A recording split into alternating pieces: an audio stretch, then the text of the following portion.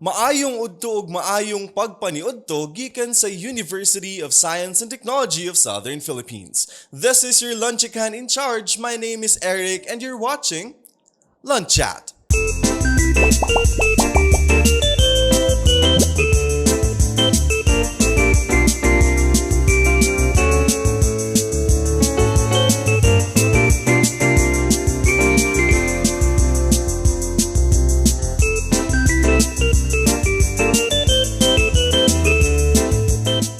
Greetings to all our trailblazers across the USTP system.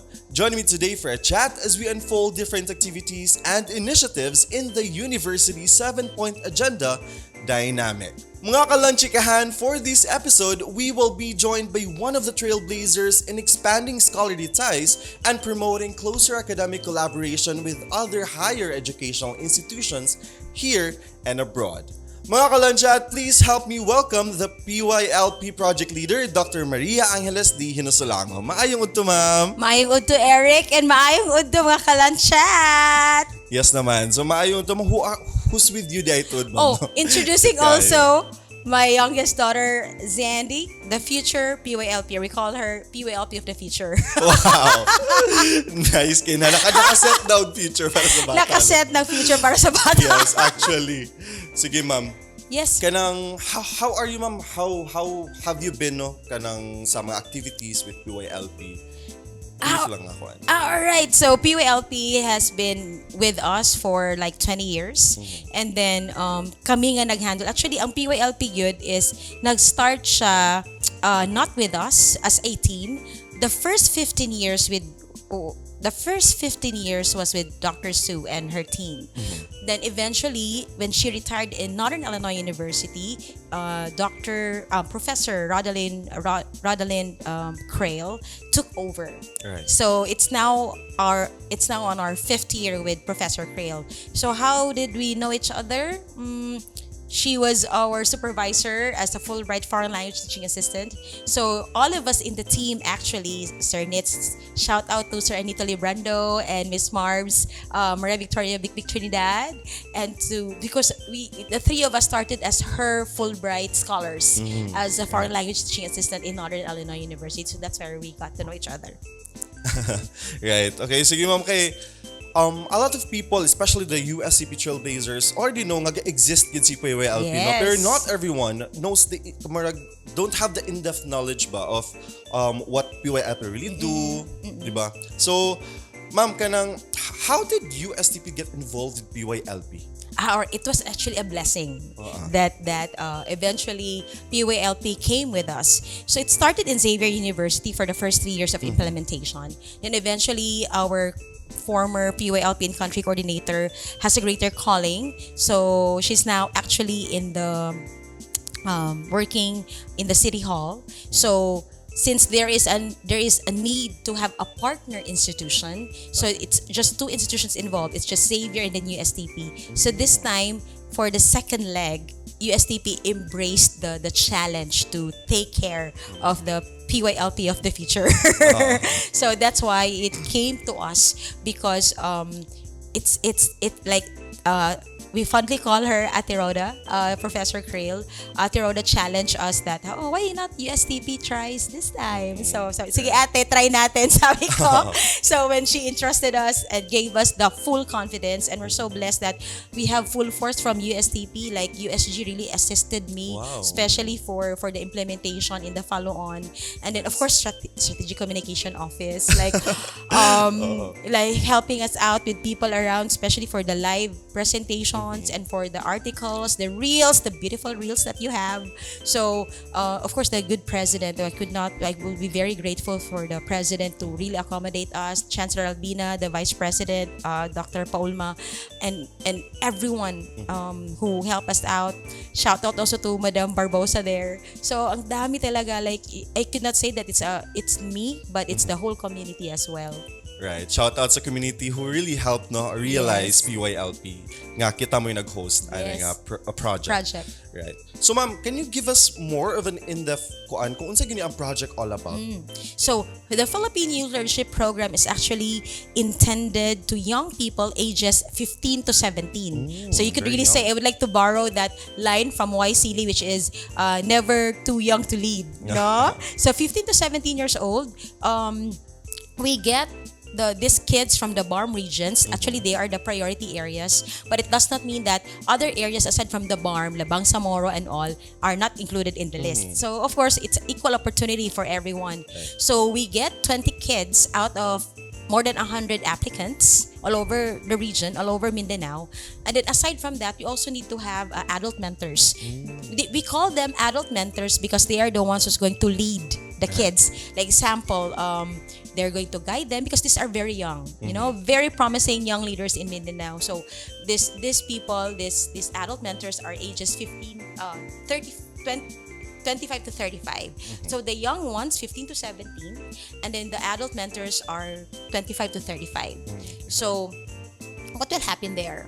So the objective of the program is to make sure, giving us an idea that you are not just someone. You could do change at a young age. Right. So it's like instilling to them that, no matter how young you are, you could still do something about your community. Just like our vision mission in our core values, S stands for social responsiveness, social responsibility. So it's one way to show that, we have this partner agency. We have this partner agency, and then eventually giving us funds to make sure that these kids have the opportunity to experience. Right. So, sa PYLP, tulo ni siya ka processes, ay ilang ma-experience, no? First is the recruitment or the selection. Only 10 males and 10 females are going to make it for the final round. So, Right. grabe ka tough. Grabe ka tough. And then sa adult mentors, out from the 5 semi-finalists nga, for the males and females, only 4 of them. So 2 males, 2 females. Grabe. So that makes it 24. Right. All right? So once they are already chosen, they will go through the visa interview. All right? So they'll fly to Manila. So to have to make sure that they're going to get it. But you also have alternates. Oh, okay. So just in case something happens among the finalists, so at least we have reserved individuals who could really also giving them a chance. So if we are good to go already for the visa interview, they're going to have actually they are oriented in the U.S. Embassy on the process to help them out also to pass the visa interview. So after that, once they pass, they're going to fly in the U.S. for 1 month. So that's equivalent for 4 weeks. And what I love about the program in the U.S. is that they talk about leadership, design thinking, tapping your social capital. So, and they also have their tours like going to museums. Nice. So they'll go first to Northern Illinois University, and then they're going to visit Chicago. And then after 3 weeks, they're going in the 3 weeks. What I also love in the program, there is foster parents. They have foster families. So in that case, they will be exposed to American culture.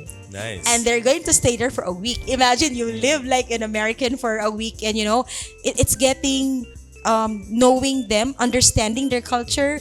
How are we different from them? It's not about comparing that they're better than us, but it's more on in what way I could be a better person based on my experience. Right. So because kasi di ba typical Filipino nga, pagawas na yun, pagbalik, slangish na yan, American na yan. But that's not what the purpose of the program is. It's more on exposing to American culture, getting to know them, understanding them, Right. and then from our end, in what way I could be a better Filipino. Something like ingana, no? Ingana siya ang idea. So, foster parents, training in 3 weeks at NIU, then some trips in Chicago. After 3 weeks, they're going to Washington, D.C. to visit the Capitol, to see the White House. So, there's a difference between the Capitol and the White House. So, they're going to visit museums and all. So, it's really a very good trip for 1 month. Now, but the journey does not end there. The journey does not end there.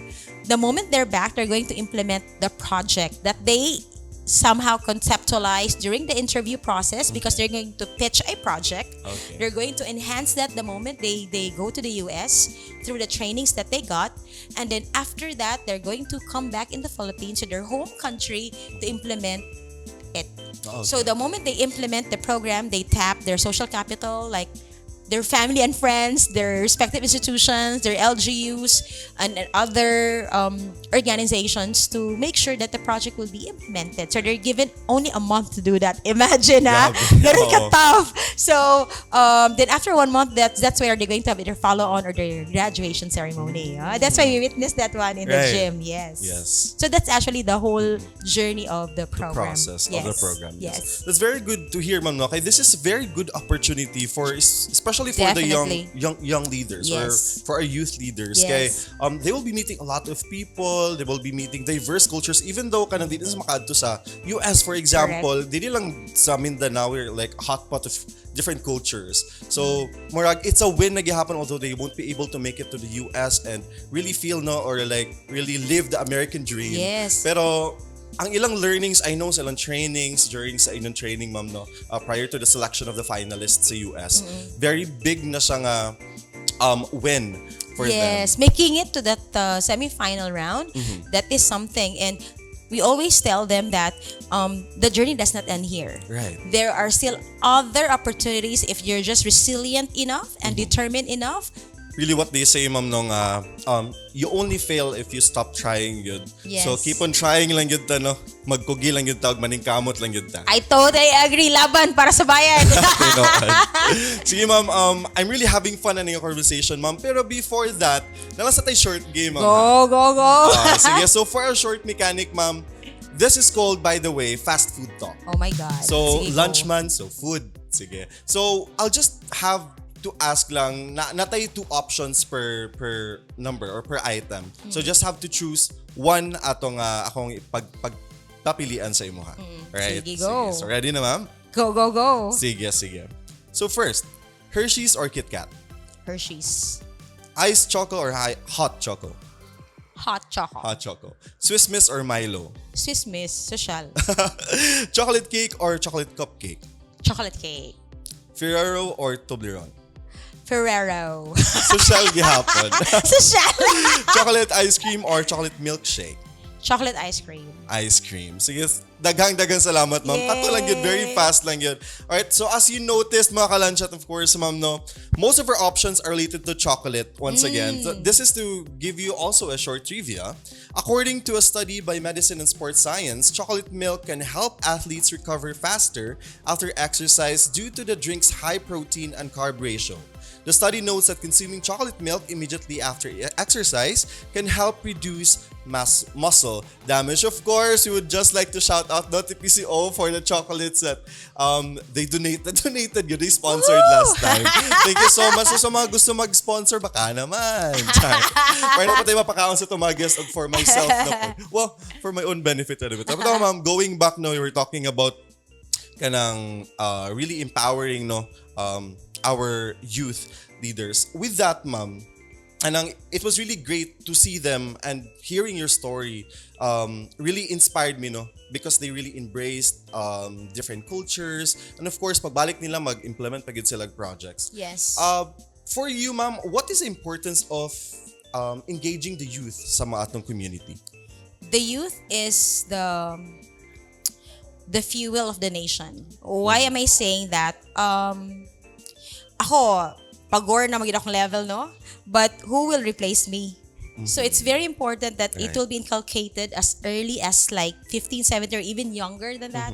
That kind of mindset that I could do something for my community. Right. Kana gid among gusto nga i-inculcate sa mga bata nga dili tungod kay publiko, dili tungod kay kuan, ingani ang kinabuhi. You could still do something. Right. You could still do something significant, whether small or big. It doesn't matter. That the most important is we have that kind of mindset that we are social beings. We need to help others. Right. And in that way, young people could have that mindset as early as now, that they could help. Right. And we're so grateful to the US Embassy, to the because PYLP is funded by the Educational and Cultural Affairs, or ECA, by the U.S. State Department. Then, of course, with U.S. Embassy in Northern Illinois, who got the grant, and then we are the sub award here in the Philippines.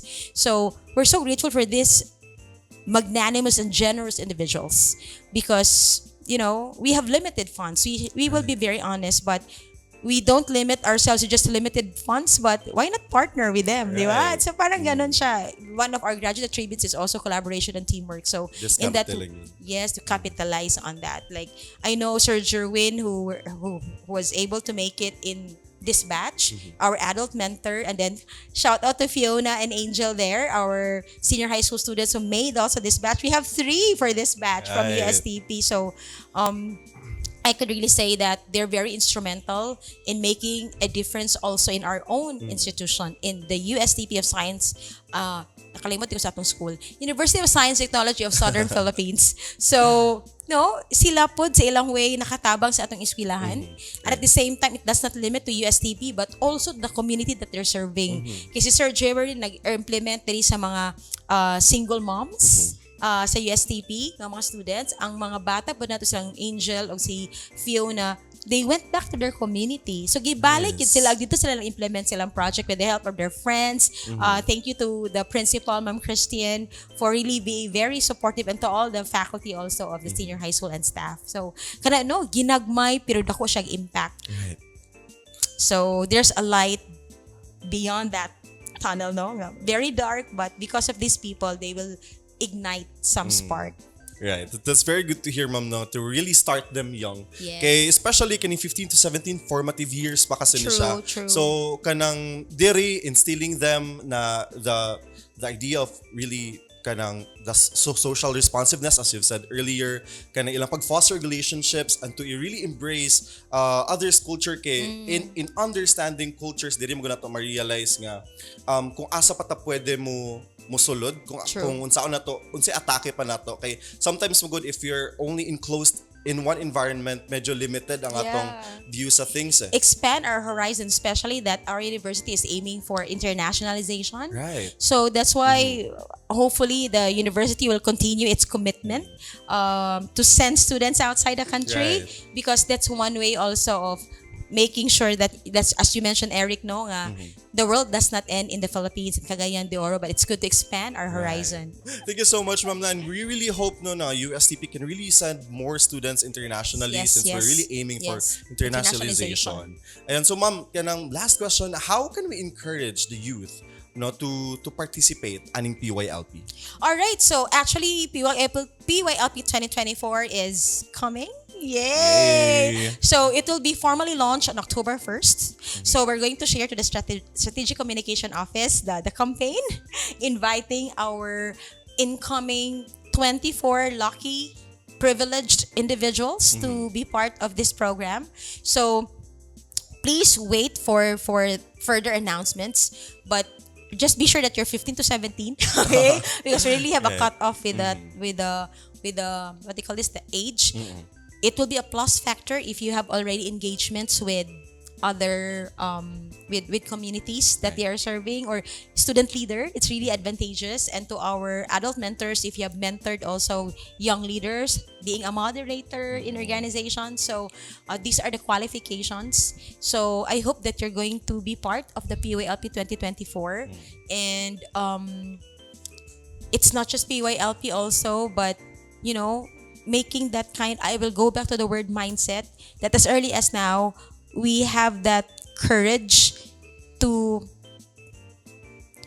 apply for this kinds of opportunities. Kasi usahay magod kay kapoy man maghimog 1,000 words nga essay, kapoy man, okay? Or kanang maghimo taog kanang because kuti manggod. Kung mag-apply ta, right? Kung mag-apply ta ganitag visa, grabe ka kuti. Right. 'Di ba? So ang kasagaran yun ang mga problema yun kay ang marriage certificate sa parents kay dili makitaan or something like ingana. So as early as now, kini among I will tell you the secret nga I will now divulge. We are really challenged of getting young people who have passports. So kana lang yun, we really call for passports as early as now. Get them. Maka-travel ka or dili, get na. Okay, what kabalo sa opportunity, it will knock on you. And then, at your doorstep, wala mo kay passport. Goodbye, Jamaica. Nga na, Right. sayang siya, Sayang. sayang. So, those are the things so far. Oo. Call to action po for me to get my passport. Passport! Kinahanglan na. Shout out Oo. dyan. Shout So, out na naman passports. sa kasi mag-sponsor di ay ang ito yung mga kuan. Bitaw, ma'am, thank you so much for sharing that, no. Very substantial kini nga talk. I really enjoyed this talk so much. And abang-abang lang ta, mga kalanchikahan, kay they will be launching once again the Yes. PYLP program 2024 this coming October. Yes. Yes. Yes, So ma'am, yes. before we finally end, do you have any final say, no, sa atong mga subscribers, mga ka-LunChat? Sa ating mga ka-lunch chat, continue to support the lunch chat program sa atong strategic communication office. We could really learn a lot, like knowing the PYLP program. So hopefully you will not miss the opportunity, especially for our senior high school here in USTP and kung kinsa tong mga viewers diha, no. So please grab this opportunity to help your community and develop your leadership skills and your stint helping others also nga kanang pwede man ko makatabang sa akong very young age. All right? So, don't forget, PYLP 2024 this coming October 1st. Thank you. Thank you, Alright. Eric. Thank you, Yes. Stratcom, and everyone watching. Thank you, Kayo. Yes, of course. Thank you so much, ma'am, no, and for sharing this very informative tidbits. And kabalume, the community, the Trailblazer community is very thrilled to know more about your future endeavors pa. So abang-abangan dyan nato na. Mga kalanchikahan, in the university's 7-point agenda dynamic, the PYLP falls under letter N, which is to necessitate to provide effective and efficient student services and continue investing in faculty development programs. Once again, this has been your Lunchikan in charge, Eric Dotarot. See you next episode. Diri lang sa LunChat.